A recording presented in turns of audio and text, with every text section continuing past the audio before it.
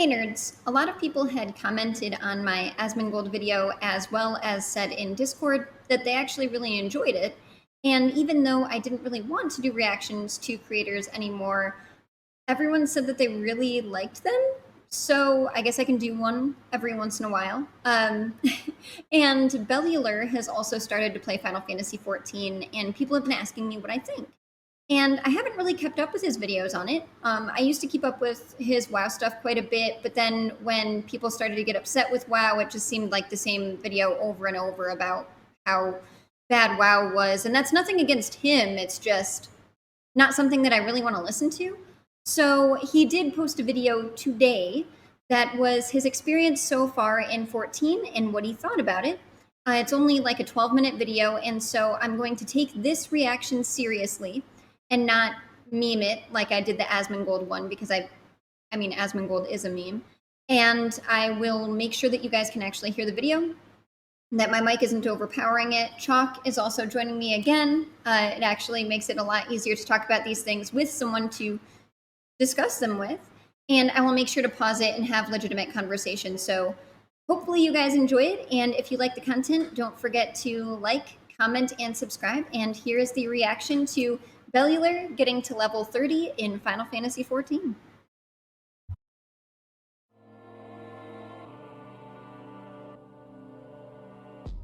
Yeah, so I guess to move on to my thoughts on the game so far, I'm a level 31 archer, which means Everybody picked on me for playing a bard.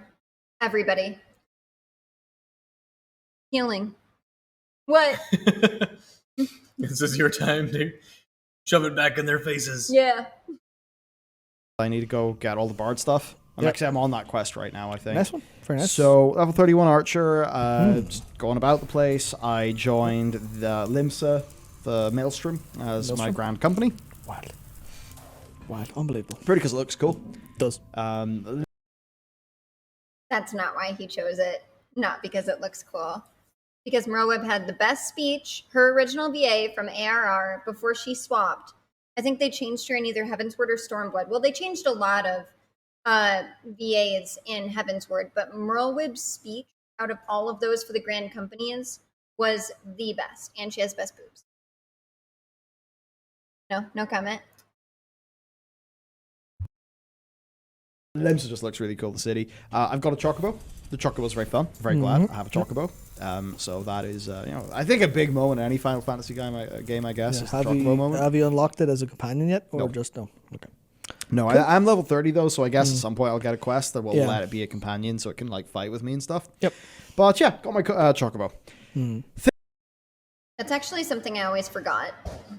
Well, I wonder if he knows that it's actually a side quest outside of the Maelstrom area in Limsa, up at the top, and that I believe there's prerequisites that you have to have. So it's like a certain portion in your hunt log done and a certain level in your GC, or rank in your GC. I'm not exactly sure, but I do believe that's what it was.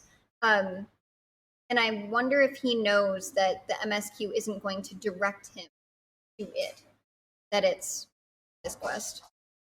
Yeah, that's one thing, like, the game doesn't do a great job of directing you towards some of those things. You have to either explore and find it yourself, have someone tell you, or look it up online. I love how Eddie is throwing around his toy in the back. Wait, he has both WoW stuff and a bard up. So he has his little Pepsi. Wait, are they sponsored by Pepsi? That would make a lot of sense. I never really talk about it. It would make a lot I never of really sense. thought about it, but in all of his videos, he's always drinking Pepsi Max, but they have like the Pepsi right there. And then his buddy always makes sure the logo faces the camera. But I do think it's cool that they have the bard. Like, this was the original bard that I believe is the FF14 trailer, the very first. But then they also have WoW stuff. And you have Emmett. Just put that on That's here. true. I should put it on here somewhere. Anyway. Things in my head. So pacing was really good. It was like slow, but it was like going somewhere during the initial Gridania stuff. Then, I do some more questing. I get introduced to the faction leaders of the Grand Companies in the three city-states in ARR. Then I do a quest line in the Sultanate people. I forget what are they called? The Immortal Flames and The Immortal Flame. It's the Immortal Flames city. Ul'dah? Ul'dah, yeah. Ul'dah. That's it, yeah. So I was outside of Ul'dah doing this quest line that, to be honest with you, it was going places, but the pacing was getting a bit tedious. Yeah. And then I had to go do a Beast Tribe related part of the MSQ in Gridania. Yeah. Which is with the little floaty leaf sylphs? people. The sylphs, yeah. Yep. And that is honestly the sort of thing where I was going through, I was like, you know what, I like all of this, but the pacing's feeling a bit slow right now. This could be faster. Definitely. And It's better than it was. I'm pretty sure everybody who will watch this video, if you guys watch this video, know that they did revamp the ARR experience. They pruned it. They took a lot of stuff out that they thought didn't need to be there. And so the gauntlet, especially post ARR 2 Heavensward, is a lot better. Obviously, he's not at that portion yet, so it probably still feels slow getting 1 or 2 abilities, doing a dungeon, having a bunch of fetch quests that all have a ton of dialogue. But there are actually still some people that really like that. There are some people that don't think that ARR is as slow as other people do. And I wonder what the general consensus is from people who started their MMO experience with either Final Fantasy XI or Final Fantasy XIV. I wonder what they legitimately think compared to anyone that's come from any MMO to ARR. What did you think coming from? Because you came from Guild Wars 2. Mm-hmm. Yeah. Guild Wars 2 and then WoW. Well, Mostly yeah, Guild but Wars I 2. came directly from WoW, so I was trying to get the idea from Guild Wars 2 because I thought it was slow, but I because thought of it was- stream. Dreadful slow. I really did. So I when I played through it, I had to really take my time and just absorb everything. I literally would RP walk and just enjoy the scenery from quest to quest so that I didn't burn myself out on the ridiculous fetch quest after fetch quest after fetch. That's why I'm excited to do that Lost Impressions playlist because I feel like my experience might be different because a lot of it was like chat pushing me through and my being excited to talk to chat because I did the whole thing on stream. And so I feel like the majority of that, even though I still had regular ARR, I still had the full gauntlet, was a lot better because I got to talk with them. But I think I also felt like not necessarily a pressure because of chat, but mostly a pressure just because I was streaming to do a certain thing and to like go through the MSQ and read everything and take it all in. But I kind of bum rushed the MSQ and I didn't look around. So I'm excited to go back and look around. And I wonder how Bellular is playing it. I wonder if he has a video on that. It's probably hard to get rid of that mentality. Yeah. With the type of gamer that Bellular is with Preach and Asmongold, because they want to play the endgame content. It takes a totally different mindset to sit back and go, okay, I don't need to be there now, so let's just enjoy this character's story and just walk through things. Especially doing an impression on it for someone that is that big and that's kind of what you do is you do impressions and then talk about news. So for him, it's probably like every Final Fantasy player says that the story is amazing. Mm-hmm. So I have to do the story rather than, and especially like I feel like he would know about the extra dungeons other than the MSQ dungeons. He would know about what you need to do with the Chocobo. I guess it really isn't apparent, like you said, but still. They really don't make that up. And I think almost every Final Fantasy XIV player agrees with me. And I know this is the bit where I have to get through the 10-year-old content because, you know, and I have enjoyed elements, like many elements. Like I've overall really enjoyed the experience. Yeah. It's just, you know, the pacing has slowed down a little bit and I'm just kind of like, oh, okay, but let's get to the Scion stuff. You know, I am at the place where the Scions, the Seventh Dawn are. Is the Science? The Waking Scions. Scions? Yeah. Scions of the Seventh Dawn. Yes. Yep. Yeah, they're near Ul'dah in the little place. Yeah. So, yeah, they're, what's that? It's like forming... Vesper Bay. Vesper Bay. Forming them. No, they're in the way. It was the first thing you said. It is the Waking Sands. I just think it's cute because he's like, Vesper Bay. It's like no one forgets where they are. No one. Because every time you have to, even Square made it as a joke. Pray return to the Waking Sands. Like, even every single player knows that you either have to take a ship to make it quicker, or it's so funny. Like, you could go to a different aetheryte to make it a little bit quicker, but it's still a trek. And you have to go back and forth through, like, all of ARR, especially during the gauntlet between ARR and Heavensward. And I call it the gauntlet because that's what it was referred to when I was playing. And so it's just funny that he's like, Vesper Bay. It's like, no, if you're a 14 player, you're like, Vesper Bay, Waking Sands. And that was the thing with the gauntlet too. And quick, throw this in here.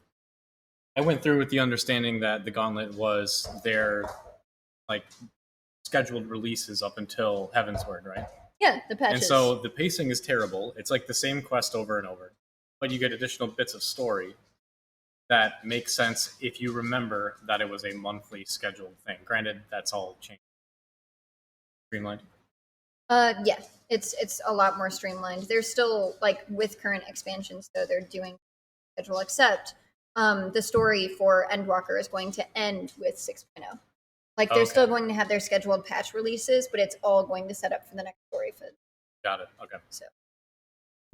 It was cool, and it was basically this thing of like I actually liked what those storylines like with the sylphs and the stuff going on in Ul'dah.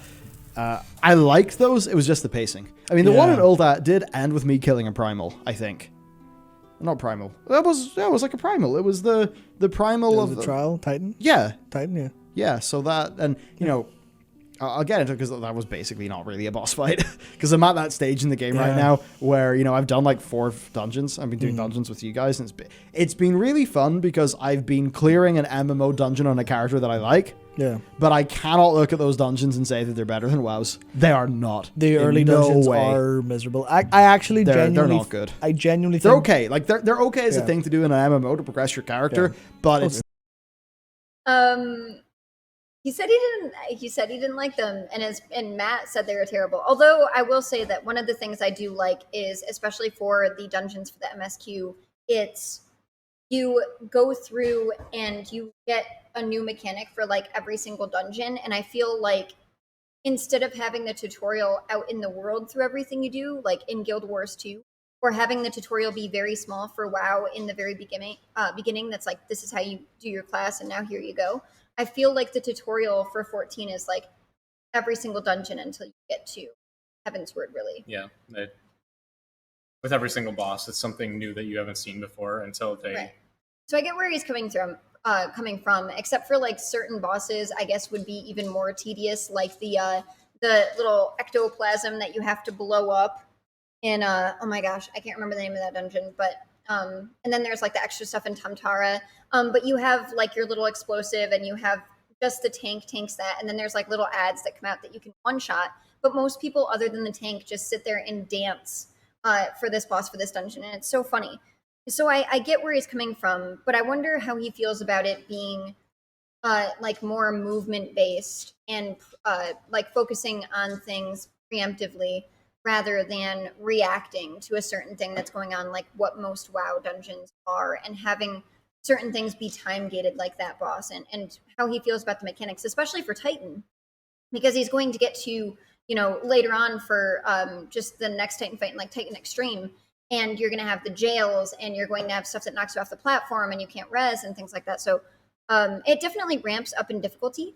But I can see what he's saying. They are vastly different from WoW dungeons, funnily enough. It's not like you think, oh, fuck, that was a great dungeon. Yeah. But I know I'm just not at the bit where the expansion content is. Yes. So I'm enjoying the journey. I have, you know, there's pros and there's cons. I'm enjoying the journey, but yeah, pacing slows down a little bit. Not super ideal. I'm just trying to get through more of the MSQ. It's the sort of thing, whenever I sit down and I'm just sort of in that more chilled out mood, I don't mind the slower pacing. Yeah. Really, it's just... I think it was just the self stuff. There was like a bit in the sort of middle arc of the quest line where it didn't feel like it was going anywhere fast, and that's what got me.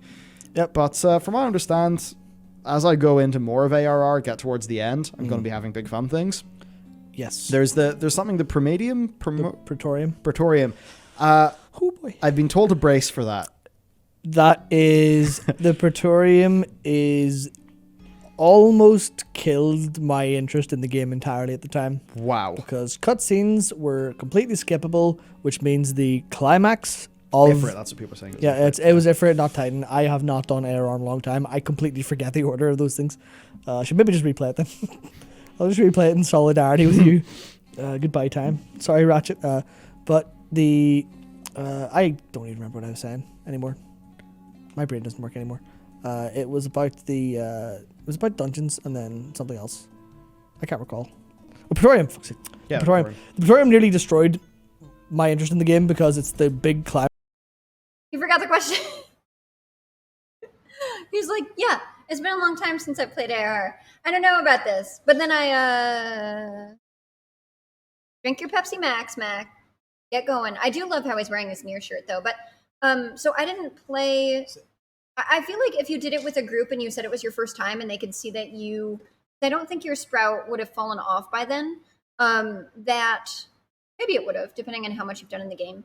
But people, Mine was still there when I did it. Yeah, I think people would normally not, like, they'd wait for you.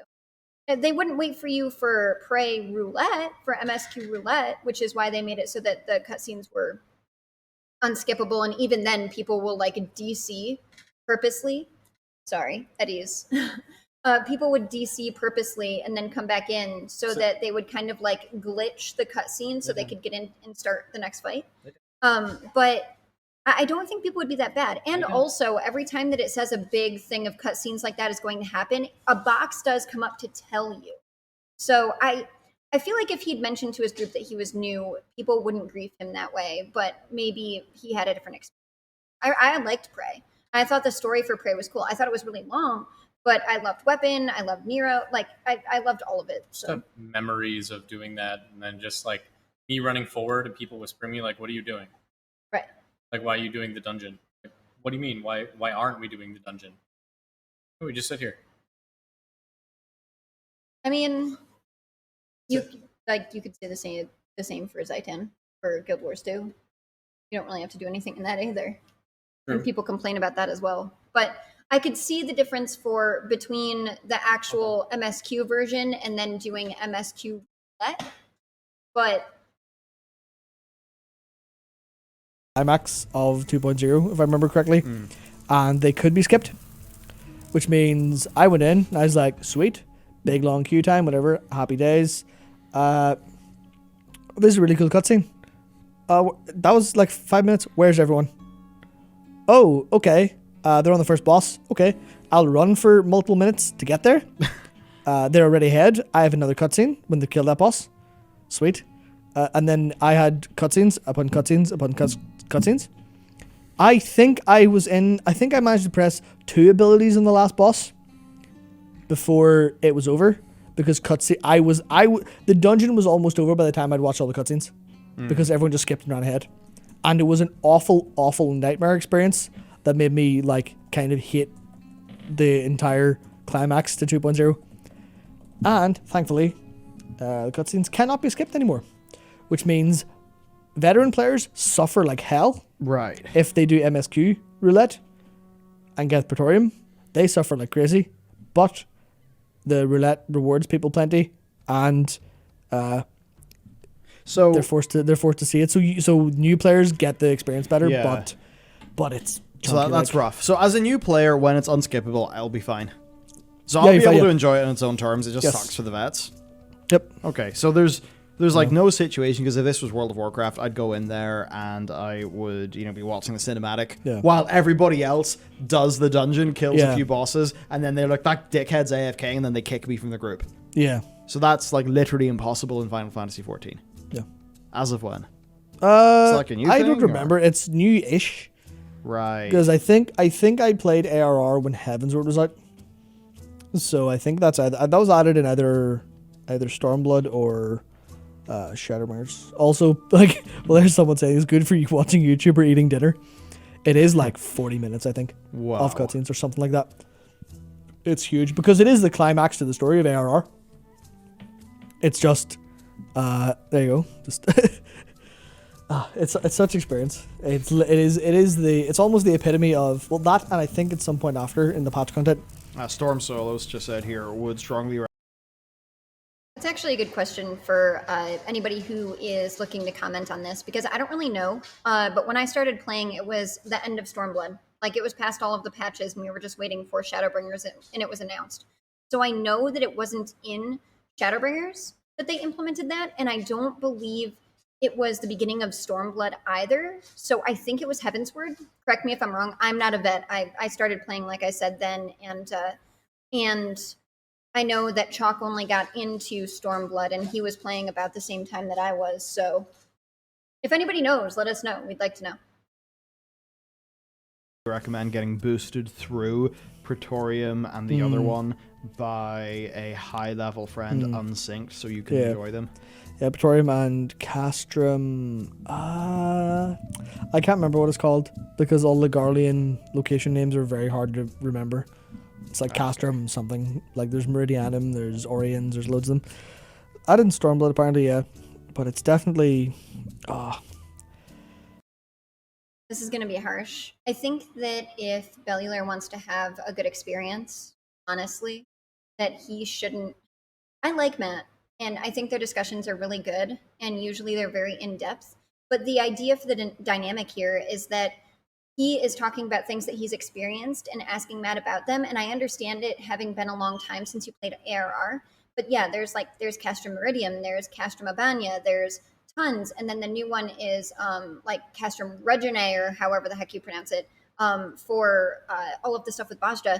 And I just feel like if they were going to continue this, they should either replace him with someone more knowledgeable or add someone that's more knowledgeable, or maybe even have it be another content creator or streamer that could possibly let him know, because I feel like he's going to have questions and he's not going to get the full picture if he doesn't look certain things up, like we mentioned in the beginning, unless he really talks to every single NPC and really reads every single dialogue box. So, and him not knowing which castrum is understandable because there are a lot of castrums, but things have changed quite a bit since he's played ARR, and it sounds like he's just getting back into the game as well with Bellular and kind of going through everything. Maybe he's doing it as New Game Plus.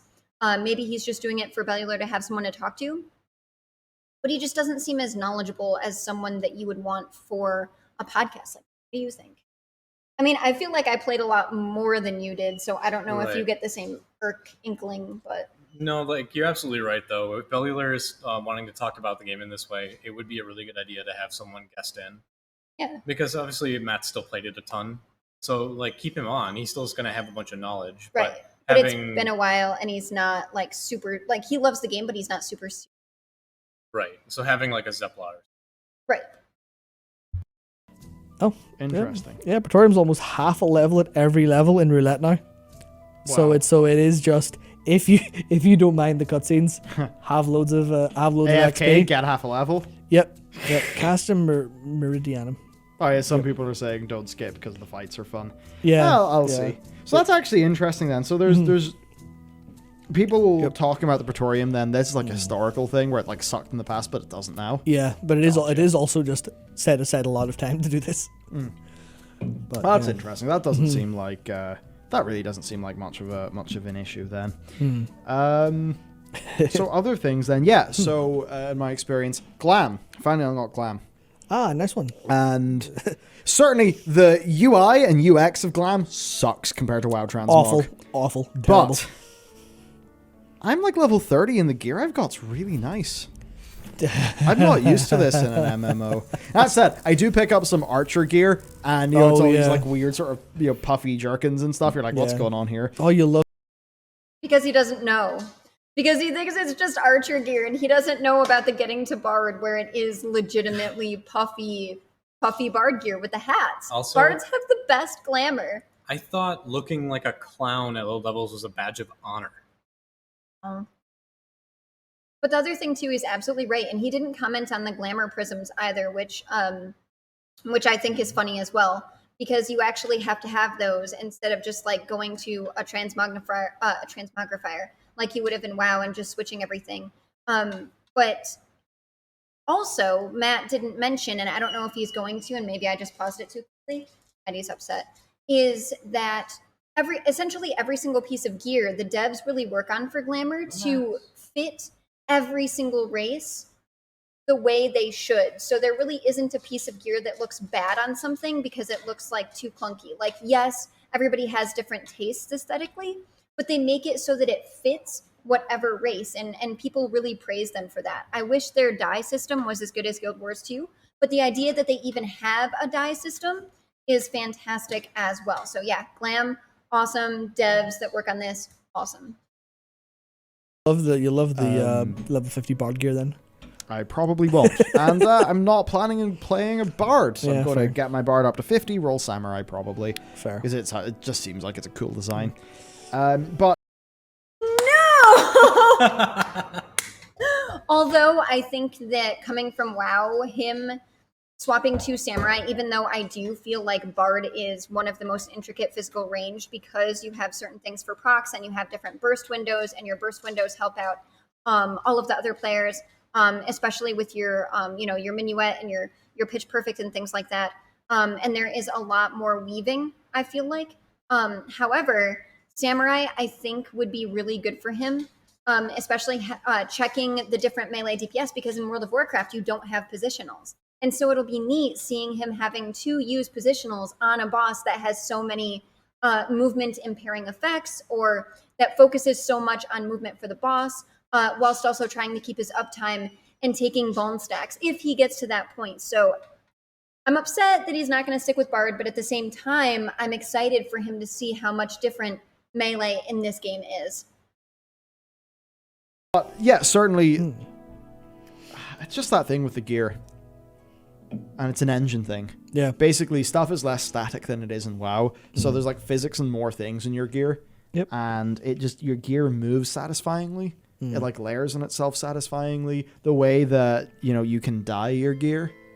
That's not all of it, but there's some dyeable gear that's like really cool.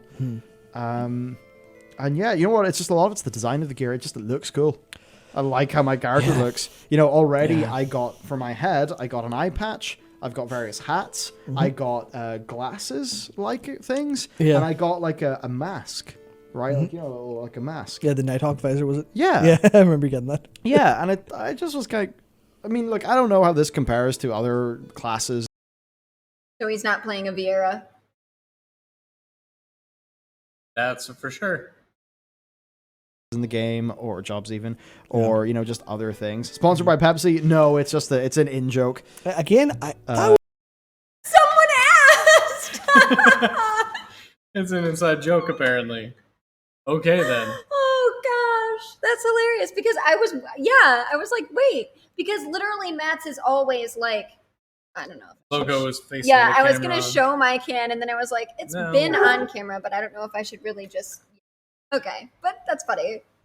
it would be quite nice, I think. Oh, yeah, sure. I'll take the Pepsi sponsorship. Yeah, I'd drink it anyway, why not? But yeah, so the glam stuff I've liked. And, now it's that thing. The game, lots of detail, gets visibly wet in the rain. Oh, yeah, that's class. That's really cool. Gorgeous, That's really cool. gorgeous stuff.